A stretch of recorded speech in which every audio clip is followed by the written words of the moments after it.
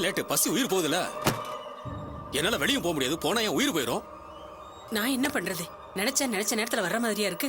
பயந்து பயந்து யாரும் பாத்திர கூடாதுன்னு மறைஞ்சு வர வேண்டியது இருக்கு. சரி சரி, பசிக்குது. சாப்பாட சீக்கிரம் போடு.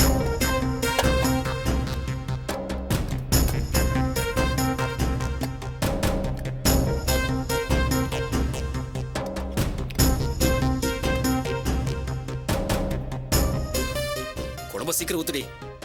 ஊத்துறதுக்குள்ள என்ன அவசரம்?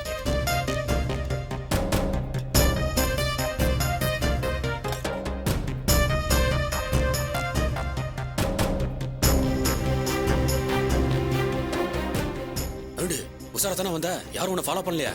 யாரும் வரலையா? நான் உசாராதான் வந்தேன். நீ நிம்மதியா சாப்பிடு. உனக்கு தெரியாதுடி, அந்த ராஜசேகர் ரொம்ப மோசமான ஆளு. என்னைக்கு நான் வச்ச குறில இருந்து அவன் தப்பிச்சு உயிர் பழைச்சானோ அப்பவே என் உயிர் போயிடுச்சு. என்னைக்கு இருந்தாலும் என் கழுத்துக்கு கத்திதான். பயந்து தாண்டி ஆகணும். ஒவ்வொரு நிமிஷமும் செத்து பொழைச்சுக்கிட்டு இருக்கேன் தெரியுமா? குழம்பு ஊத்து. அந்த ராஜசேகருக்கு விசுவாசமா இருந்த வரைக்கும் நல்லா தானே இருந்த. பணத்துக்கு ஆசைப்பட்டு நம்பிக்கை துரோகம் பண்ண. இப்ப உயிருக்கு பயந்து ஒளிஞ்சு வாழ்ந்துகிட்டு இருக்க. இந்த தொழில விட்டு தொலைன கேட்டியா? புலம்பாதடி. இந்த தொழிலு புலிவால புடிச்ச மாதிரி அவ்வளவு சீக்கிரத்துல விட முடியாது. விட்டா நம்ம காலி. முதல்ல சோற போடுறே.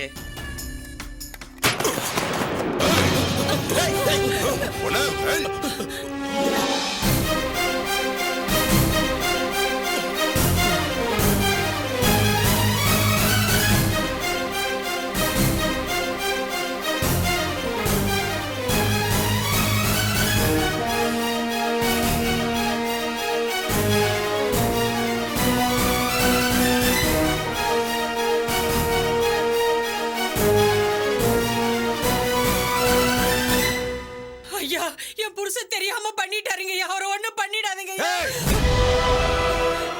பேசாத, தொலைச்சிடுவேன்.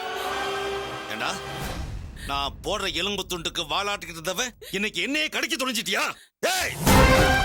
எனக்கு எதிராக கை நீட்டி பேசினாலே தலையெடுக்க சொன்னவன் தெரிஞ்சிருந்தோம் என்னையே போட்டு தலை பார்த்த இல்ல. இனிமேல உன்னை உயிரோட விட்டு வைக்க கூடாது. இன்னைக்கு உன் கதையை முடிச்சிடுறேன்.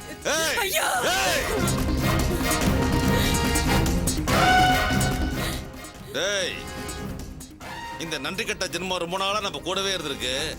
இதை எப்படி கொல்லலாம்? துப்பாக்கியால சொல்லாமா, கத்தியால குத்தலாமா, இல்ல கண்டந்துண்டமா வெட்டி காக்காவுக்கும் குருவிக்கும் போடலாமா? சொல்ற, எப்படி சாகணும்னு ஆசைப்படுற? ஐயா வேணாம் ஐயா, என் புருஷனை விட்டுருங்க ஐயா. நாங்க எங்காவது கண்காணாத இடத்துல போய் பொழைச்சுக்கிறோம் ஐயா. கொஞ்சம் தயவு பண்ணுங்க ஐயா. பேசாத, நான் பேசக்கூடாது. எந்த பொண்டாட்டிக்கும் கிடைக்காத ஒரு பெரிய பாக்கியம் உனக்கு கிடைச்சிருக்கு. உன் புருஷன் எப்படி சாக போறாங்கிறத நீயே உன் கண்ணால பார்க்க போற. அண்ணா அண்ணா, புத்தி கெட்டு போய் இப்படி ஒரு காரியத்தை பண்ணிட்டனே. இந்த ஒரு தடவை மன்னிச்சு விட்டுற கூடாதானே? கூட இருந்தவனா சரி, இன்னைக்கு உன்னை மன்னிச்சு விட்டா நாளைக்கு புதுசா மழை போறடா. அவன் என்ன பண்ண? அண்ணா, ஏதோ பணத்துக்கு ஆசைப்பட்டு இப்படி பண்ணிட்டேனே. உங்களுக்காக நான் எவ்வளவோ காரியம் பண்ணிருக்கேனே. அதுக்கு அவண்டியாவது என்ன மன்னிச்சு விட்டுற கூடாதானே? நான் எங்கேயாவது போயிடுறேனே. ஆமாங்க ஐயா, அவர் மேல கொஞ்சம் கருணை காட்டுங்க ஐயா. அவரை மன்னிச்சு விட்டுருங்க ஐயா. அண்ணா, நீங்க இருக்கிற திசை பக்கமே இனிமே நான் திரும்ப மாட்டேனே. நான் எங்கேயாவது போயிடுறேனே. என்ன விட்டுருங்கண்ணே. ஐயா, இவ்வளவு நாளா உங்க கூட விசுவாசமா இருந்ததுக்கு இந்த ஒரு தடவை மன்னிச்சு விட்டுருங்க ஐயா. என் பூவையும் பொட்டையும் பறிச்சிடாதீங்க ஐயா. ஐயா, உங்க கால்ல விழுந்து கேக்குறேன் ஐயா. ஐயா, அவரை விட்டுருங்க ஐயா. ஐயா, மன்னிச்சு விட்டுருங்க ஐயா. என் புருஷனை மன்னிச்சு விட்டுருங்க ஐயா. நாங்க எங்காவது போய் பொழைச்சுக்கிறோம் ஐயா. ஐயா ஐயா, எங்களை விட்டுருங்க ஐயா. எங்களை விட்டுருங்க ஐயா. சரி, ரெண்டு பேரும் இவ்வளவு தூரம் கெஞ்சிருக்கீங்க, அதனால மன்னிச்சு விடுறேன்.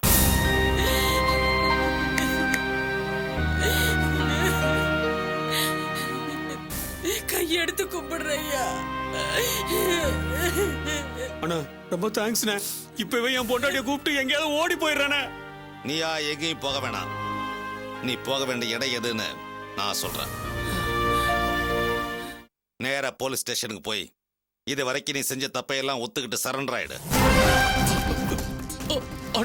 நீ உயிரோட இருக்கணும்னா அதுக்கு சரியான இடம் ஜெயில் தான்.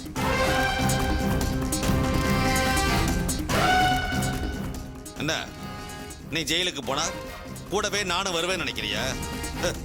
டேய் பாண்டி, எப்பவுமே என் கூட இருக்கிறவன் எனக்காக ஒரு காரியத்தை பண்றப்ப நான் அவனுக்கு எதிரான ஆதாரங்களை உஷாரா சேர்த்து வச்சுக்குவேன். ஏன்னா எப்ப எந்த விரல் என் கண்ணை குத்துங்கிறது எனக்கே தெரியாது. இப்ப நீ குத்திட்டியே. நீ பண்ண ஒவ்வொரு காரியங்களுக்கும் உனக்கு எதிரான ஆதாரங்கள் என்கிட்ட இருக்கு. மரியாதையா போலீஸ் ஸ்டேஷன்ல போய் சரண்டர் ஆயிடு. அண்ணா ஜெயிலுக்கு போறியா உயிரை விடுறியா? ரெண்டுல எது பெஸ்ட்ங்கிறத நீயே முடிவு பண்ணிக்க. ஐயா என்னையா மன்னிச்சு விட்டுறேன்னு சொன்னீங்களே ஐயா. ஏய், அவனை உயிரோட விட்டுருக்கல, அதான் மன்னிப்பு. ஏன் கழுத்துக்கே கத்தி வச்சால அதுக்கு தண்டனை வேண்டாம், அதுக்கு தான் ஜெயில். என்னடா சரண்டர் ஆறியா? சொல்லு. சரிண்ணே.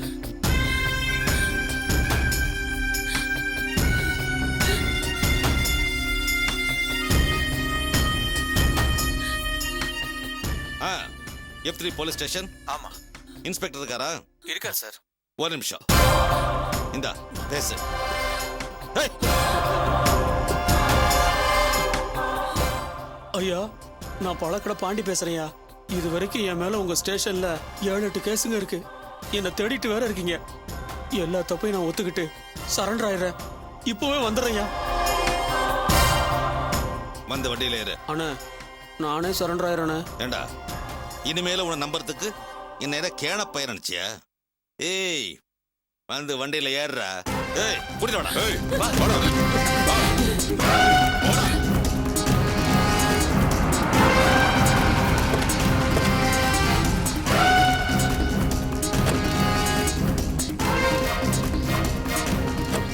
என்ன பாக்குற? போ. டேய் நில்லு.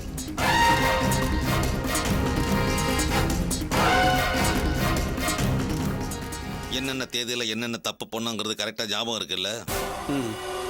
போய் அப்படியே கரெக்டா சொல்லு. போ. என்னடா பாக்குற? தப்பா ஒத்துக்கிட்டு சரண்டரா தண்டனை கம்மி தெரியுமா? போ. அண்ணே என்னை மன்னிச்சு விட்டுற கூடாதானே? ஏய், நான் உன்னை மன்னிச்சு விட்டதுனாலதான் நீ இன்னைக்கு உயிரோடவே இருக்க. அது புரியுதுல்ல? சொன்னதை செய். போ.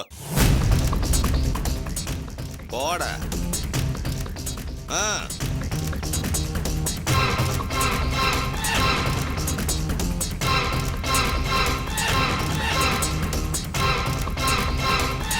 ஒழுங்கா செஞ்ச தப்பு ஒத்துக்குங்க, அப்பதான் தண்டனை குறையும். சார் என்னையா? நான் தான் சார் பழக்கடை பாண்டி சரண்டராக வந்திருக்கேன். வா.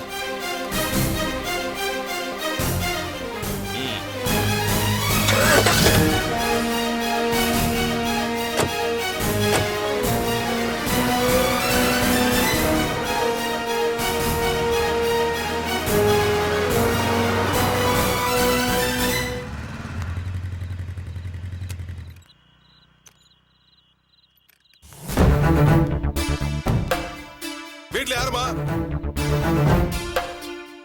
யாருமா வீட்ல? வாங்க அண்ணாச்சி, என்ன வீடு வரைக்கும் வந்திருக்கீங்க? மளிகை கடை பாக்கி தான் வாங்க வந்திருக்கேன். உங்க வீட்ல விருந்து சாப்பிட வரல. என்ன நினைச்சிட்டு இருக்கீங்க உங்க மனசுல? இல்ல அண்ணாச்சி, அது வந்து தேதி என்னாச்சு? வாங்கின பாக்கிய கரெக்டா கொண்டு வந்து கொடுக்கணும் அறிவு வேணா உங்களுக்கு? ஏமா உங்க அம்மாக்கு அது வேணும் இது வேணும் வக்கனையா வாங்கி திங்க தெரியுதுல? சொன்னபடி கரெக்டா வாங்கின பாக்கிய கொடுக்கணும். உனக்கு வேணா? ஆயிரக்கணக்கில் கடன் வாங்கிட்டு நீங்க மட்டும் வீட்டுக்கு ஜமமா இருக்கீங்க. பையன் அனுப்பினாலும் பொறுப்பா பதில் சொல்றது இல்ல. கொஞ்சம் கூட நாணயம் நடக்க தெரியாது உங்களுக்கு? இல்ல அண்ணாச்சி, எனக்கு எதுவும் தெரியாது. அம்மா கிட்டதான். என்ன தெரியாது உனக்கு? சாப்பிடும்போது எல்லாரும் ஒண்ணா உட்கார்ந்து சாப்பிடுறீங்க. இப்படி வாங்கினவங்க எல்லாரும் கொடுக்காம இருந்தா நான் எப்படி கடன் எடுத்துறது? தலையில ஒரு துண்டை போட்டுட்டு போக வேண்டியதான். நான் மளிகை சாமான் கொடுக்கும் போது உப்பையும் சேர்த்துதான் கொடுத்தேன். என் கடை உப்பை தின்னு கூட உங்களுக்கு ரோசெல்லாம் போச்சே. எனக்கு என் பணம் வந்தாகணும், இல்ல நான் இந்த இடத்தோட போக மாட்டேன்.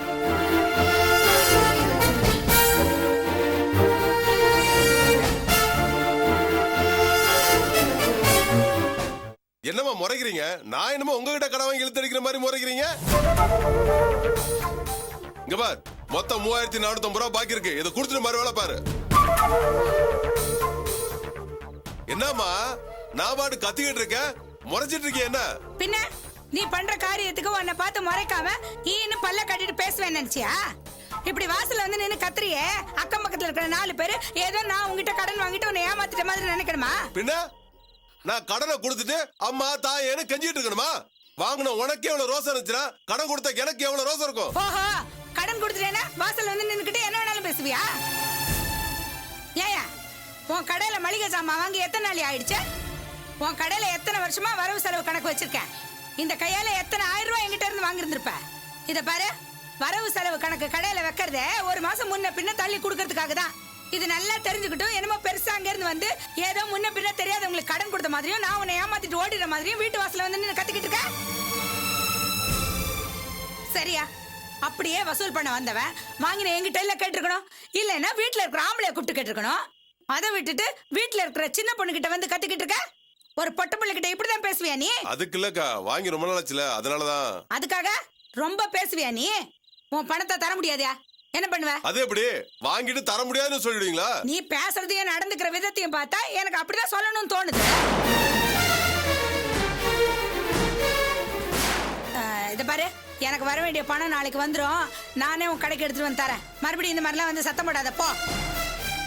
இந்த பாரியா, 2 மாசம் கழிச்சு பணம் கொடுத்தா போதும்னு சொல்ற கடைக்காரங்கள்லாம் இருக்காங்க. நான் அவங்க கிட்டே வரவு செலவு கணக்கிலுமே வச்சுக்கிறேன். நீ முதல்ல இருந்து போ. பாத்தியா செல்வம், உங்க அம்மா எப்படிலாம் பேசுறாங்கன்னு? நான் என்னமோ உங்களோட கடன் வாங்கின மாதிரி எடுத்து பேசிட்டு இருக்காங்க. யா, இவங்கிட்ட என்ன புகார் சொல்றியா? பாவம் புள்ளையே இப்பதான் களைச்சு போய் வேலையில இருந்து வருது. என்னமோ பெருசா இவங்கிட்ட போய் புகார் பண்ணிக்கிட்டு இருக்காது. பாரு, மரியாதை கொடுத்து மரியாதை வாங்கிக்க. கடன் கொடுத்தா கடனை கேட்டு வாங்கிட்டு போ. அதை விட்டுட்டு எக்குத்தப்பா ஒரு வார்த்தை பேசினா அவ்வளவுதான். உன் பணம் உனக்கு நாளைக்கு வந்து சேரும். மேல இடத்த காலி பண்ணு போ. மா, கத்தாதீங்கம்மா. நீங்க போங்க, நான் கடைக்கு வந்து பேசிக்கிறேன். கண்டிப்பா நீ வரணும். என்னம்மா?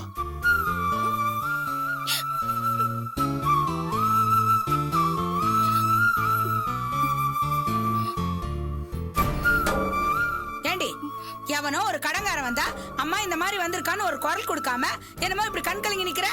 ஏமா, இந்த மளிகை கடை பிரச்சனைக்காக தான் அக்கம் பக்கத்துல கொடுத்த கடன்லாம் உடனே திருப்பி கேட்டீங்களா? ஆமா, அது உனக்கு எப்படி தெரியும்? கடன் வாங்கினவங்க ஷெட்டுக்கு என்ன தேடி வந்து விஷயத்த சொன்னாங்க. உங்க அம்மா கொடுத்த கடனை நாளைக்கே திருப்பி தர சொல்லி கண்டிப்பா கேட்டாங்க. நீயாவது அவங்க கிட்ட கொஞ்சம் சொல்லுப்பான்னு சொன்னாங்க.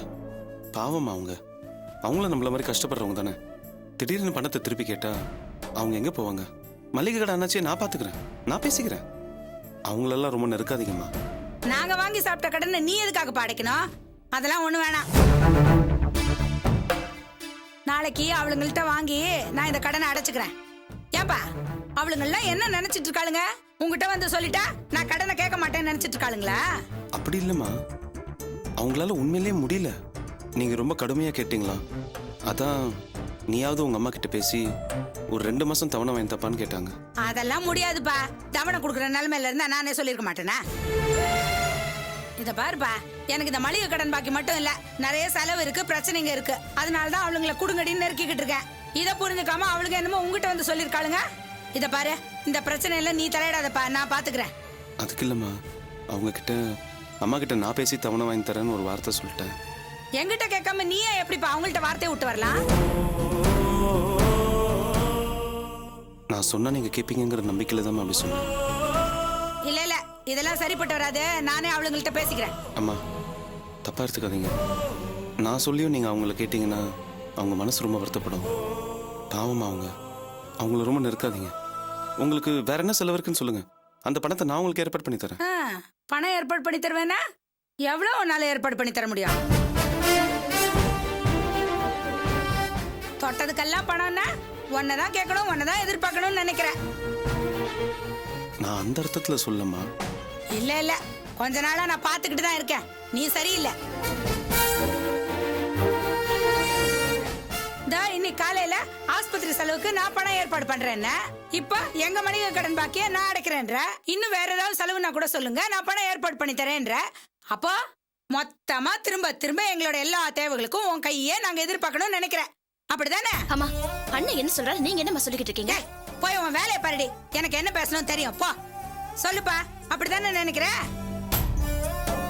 இல்லம்மா, இந்த மளிகை கடை பாக்கி மாதிரி ஃபோன் பில்லு, கரண்ட் பில்லு, இல்ல கேபிள் டிவி பில்லு அப்படி ஏதாவது இருந்தா அதை நான் பாத்துக்கிறேங்கிற அர்த்தத்துல தான் சொன்னேன். அதெல்லாம் ஒண்ணும் வேணாம். நீ உன் குடும்பத்தை பாரு, உன் வாழ்க்கையை பாரு. எங்களை நாங்க பாத்துக்கிறோம்.